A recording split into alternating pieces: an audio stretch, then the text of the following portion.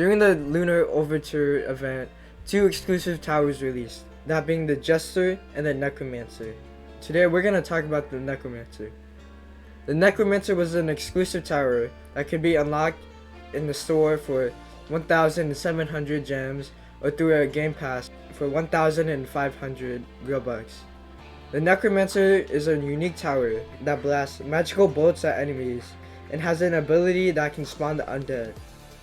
Despite its expensive price tag, you would expect it for it to be a great tower, right?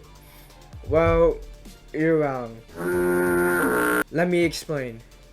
Due to its high price tag, costing 45k to max it out, we can tell Necromancer was meant as a late game tower, and it's awful at it. Necromancer itself is terrible. Let's talk about what's bad about it.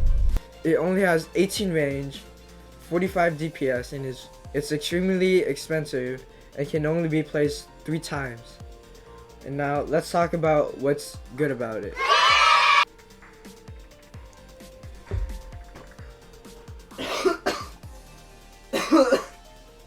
Yeah, there's nothing good about this. Oh my god! I mean, it could hit multiple enemies, however, it's not really useful.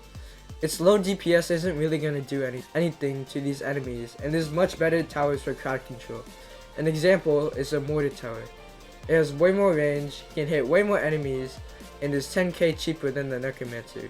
For the price you pay for Necromancer, it's not really worth it, as there are better towers that can do what Necromancer tries to do.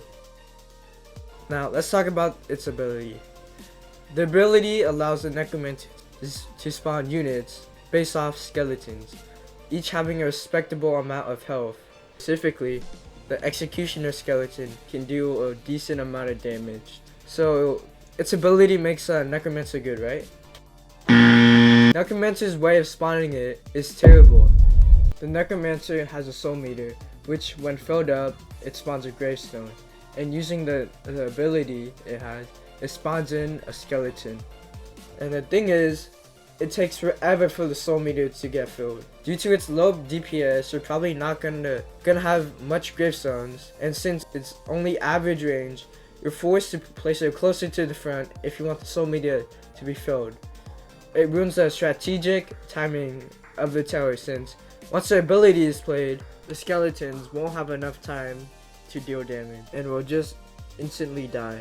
In conclusion, this tower is awful.